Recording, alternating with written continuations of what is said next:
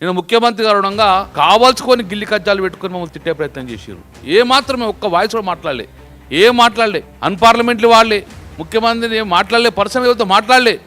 కేవలము మా హక్కుల కోసము కాళేశ్వరం నీళ్ళ గురించి మాట్లాడితే గిల్లి కజ్జాలు పెట్టుకొని ఒకటే ఎజెండా, ముఖ్యమంత్రి కాదు ఒకటే ఎజెండా, ఎట్టి బస్సులో బీఆర్ఎస్ నాయకులు తిట్టాలి, కడుపు నిండా తిట్టాలి. ఇదాంటి వ్యవహారం నడిచేది. 4 సంవత్సరాలు మేము 4 టర్మ్ 4 పర్యాలు సుమారు 20 సంవత్సరాల నుంచి ఎమ్మెల్యే ఉన్నాం. ఎప్పుడు ఇటువంటి ఫేస్ కాలే మేము. ఈరోజు మమ్మల్ని ఏమంటాడు నిన్న స్పీకర్ గారు, మీరు మాట్లాడితే కట్ చేస్తా అంటాడు. ఈరోజు ఈ దుస్థితికి తీసుకొచ్చిన మీరు, మేమైనా నామినేటెడ్ ఎమ్మెల్యేలు, మేము అందరం చట్టపరంగా ప్రజాస్వామ్యబద్ధంగా రాజ్యాంగపరంగా ప్రజలచే ఎన్నుకోబడిన ఎమ్మెల్యేలు మేము. మీరు మా గొంతు నొక్కే హక్కు మీకు లేదు. మా వాయిస్ వినిపిస్తాం కదా. నేను స్పీకర్ గారిని సూటిగా అడుగుతున్నాను, గతంలో ఉన్న స్పీకర్ గారిని వాళ్ళ పనితీరును చూడండి, చూసి దయచేసి అట్లా వ్యవహరించండి.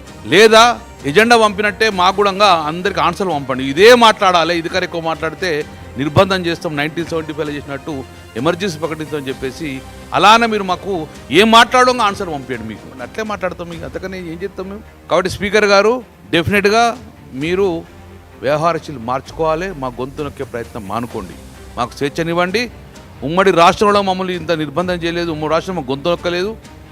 మేము కాలిపోయిన మోటార్లు, ప్రజా సమస్యలు కాలిపోయిన మోటార్లు తీసుకెళ్ళినాం, ఎండిన నారు తీసుకెళ్ళినాం, తెలంగాణ ఉద్యమంలో కూడా జరిగిన ప్లకార్డ్ తీసుకెళ్ళినాం. మరి ఈరోజు ఎందుకు ఏమైంది మీకు? ఎందుకోసం మా గొంతు నొక్కే ప్రయత్నం చేస్తున్నాం. స్పీకర్గా మీరు పక్షపాత వహించకండి. ముఖ్యమంత్రికో రూలు మాకో రూల్ ఉండదు. అక్కడ ఉన్న సుమారు 119 మందిలకు అందరికీ ఒకటే సమాన హక్కు ఉంటుంది.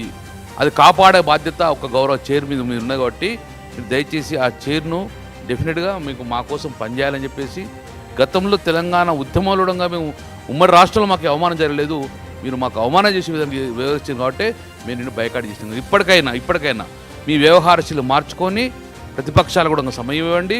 ప్రతిపక్షాలు మాట్లాడితే మా పర్సనల్ ఇష్యూ మాట్లాడలేం, ప్రజా సమస్యలు ఏది ఉన్నారో అదే మాట్లాడతాం మేము. స్పీకర్ గారు దయచేసి ఇప్పటికైనా మీరు గతంలో ఉన్న స్పీకర్ గారు నడిపిన పనితీరును చూసి మీరు ఆ రకంగా పోవాలని చెప్పేసి మేము అన్ని రిక్వెస్ట్ చేస్తున్న దాన్ని